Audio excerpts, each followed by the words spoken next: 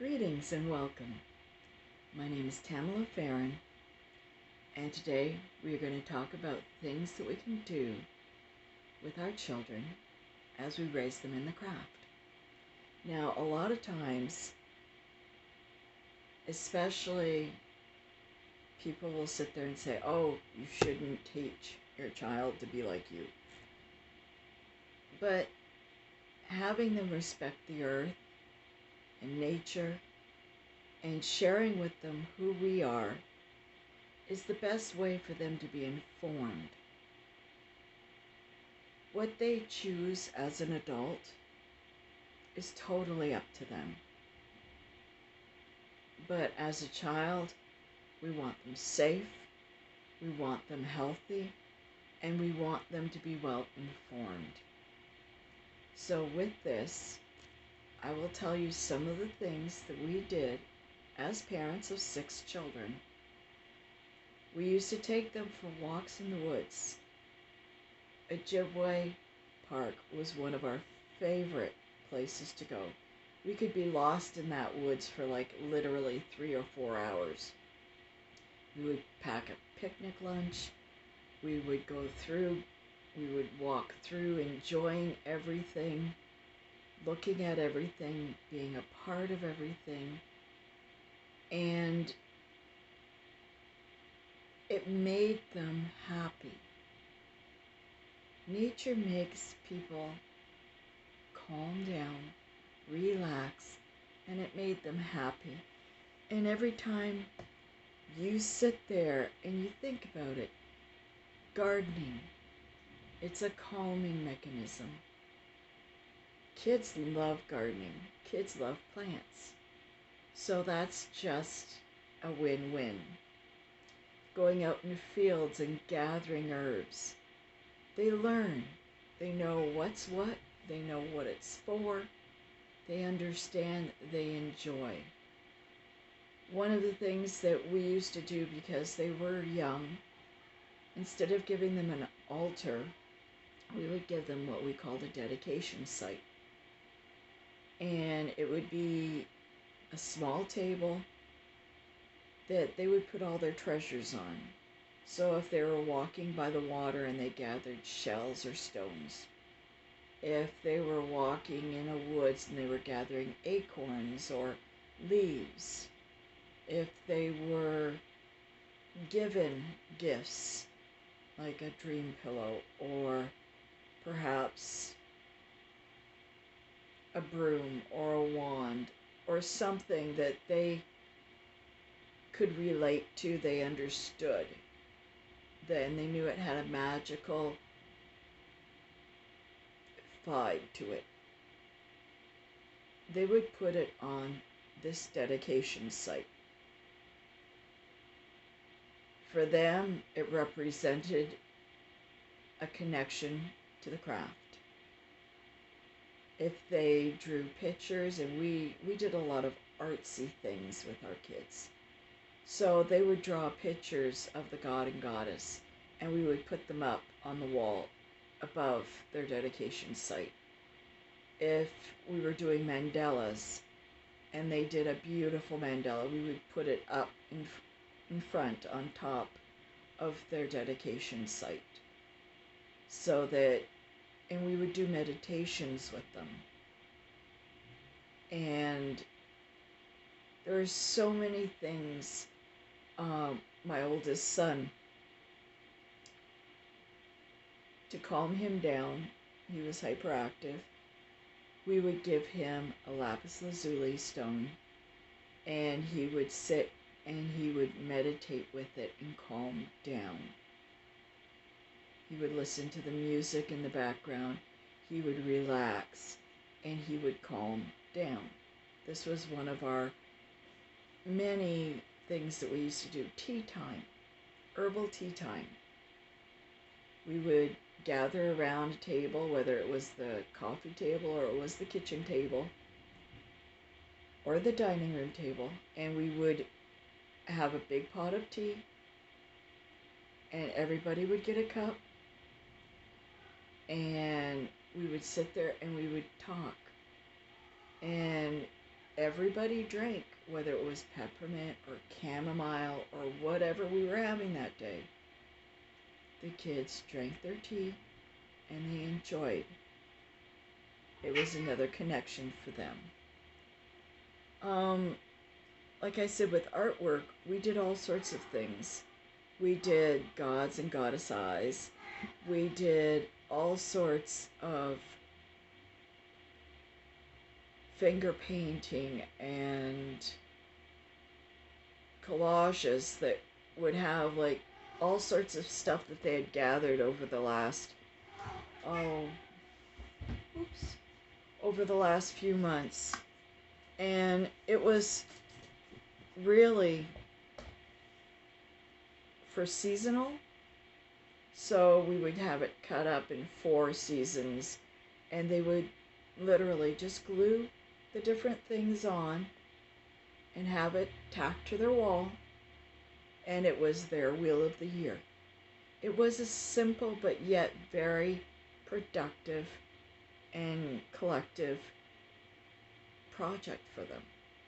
They loved it. We did all sorts of things, from making tools, rune sets,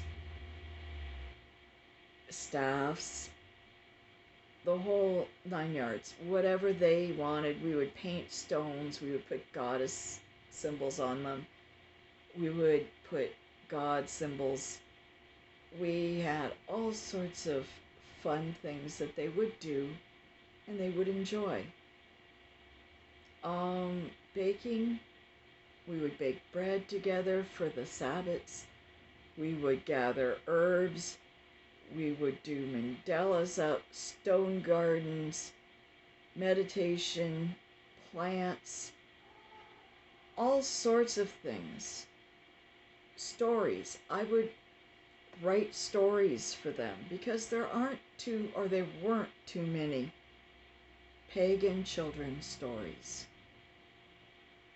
So I would write a story I've got them for each of my children, so that, okay, we're going to do this story tonight. And they would sit there and gather and listen very carefully. And they enjoyed it because they could connect with that person in the story. They could connect with the fact that there was another child that understood. It was very simple. I did stories about them. I did stories for them. Chants, drumming, songs. All these different techniques, absolutely fundamental and wonderful for kids. It gets them motivated. You use drums and rattles and all sorts of beautiful instruments. And you get them motivated. You get them involved. That's what's so important.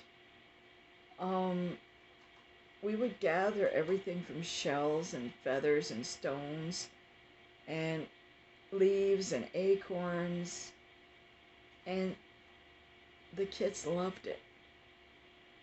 The kids enjoyed doing stuff, learning stories about the gods, learning all sorts of things. My kids grew up with, and please forgive me, but like I said, there were very few pagan-oriented things out there for kids. My kids loved Xena and Hercules. They would sit there and they would say, "Oh, Mom, they're wrong. So-and-so is really good. So-and-so is really nice." Well, but they connected to it. They understood it. They liked it. And that was something that, for them, was really, really important. Children have an absolute wonderful way of connecting. One of the books that I absolutely loved, and still do to this day, is called Family Wicca by Aisling Ogea. This is an absolute must. It is called the Family Wicca book. It is so good, and she puts so much heart into it. This is an absolute must. And this is my original copy, by the way. I got it the year it came out. I absolutely adored it. I absolutely loved it, used it, and still enjoy it. The next one, again by Ashley Nogea, is called Raising Witches. Absolutely wonderful. These books are a must. They are very, very good and very calming. The next one is called The Pagan Family. Handing, I'll be okay, the old ways down. And this was Caesar Sereth. And this is a very good book as well. The Pagan Family. Now the last one is probably one of the most worn. And it's called Circle Round. Now, there's a collaboration of Starhawk, Diane Baker, Anne Hill, and illustrations by Sarah Bohr. And it is a beautiful, beautiful book. I mean, literally beautiful. Okay? It gives so much on the Sabbats and celebrations, and it is just absolutely wonderful. And that one is called Circle Round. The cover literally got destroyed. The cover to put on it got destroyed because it was used so much. But these are 4 books that I used, and I collaborated with what my Meme and Pepe had done, and my mom and dad had done. And there's so many different things. My children asked questions, they got answers. If they wanted to learn to work with the tarot, I said, of course. Why? Because I was using tarot when I was 4. If my kids came to me with stories of things that have happened to them or things that they couldn't explain, I didn't deny them the possibility of it being real. I opened my heart and allowed, my husband and I both allowed that our children came first. What they enjoyed in life, what they took from life was very important. And with teaching our children and working with them, Sabbats were so much more for them. Whether we were sewing stuff up for the altar or sewing up new ritual robes or doing something that connected us, full moon cookies, so many things.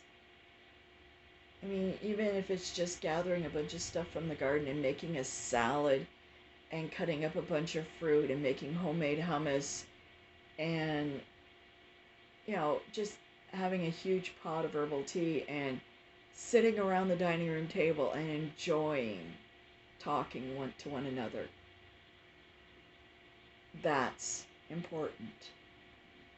The connection between you and your children are extremely important. The fact that they get to know who you are through what you do and how you do things is extremely important. Our kids all had crystals and stones, and they enjoyed being a part of that sort of life. You need to take that into your hands and do what you feel is right with your children. Everybody is different.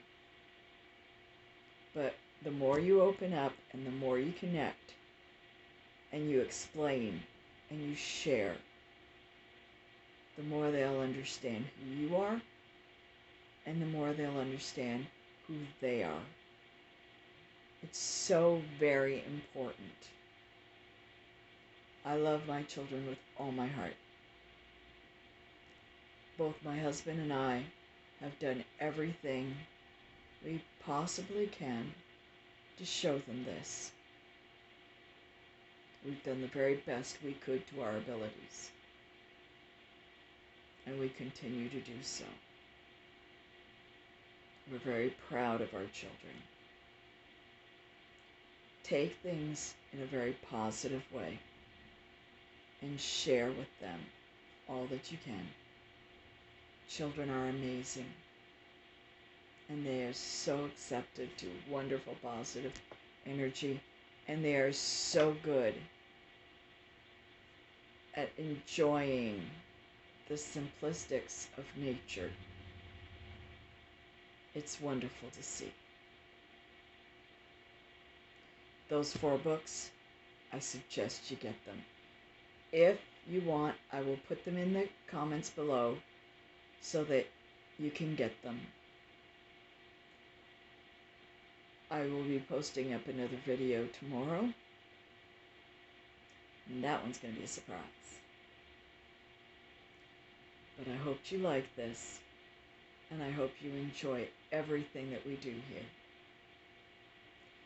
Do me a favor, click like, and if you haven't already, subscribe. Thank you for dropping by.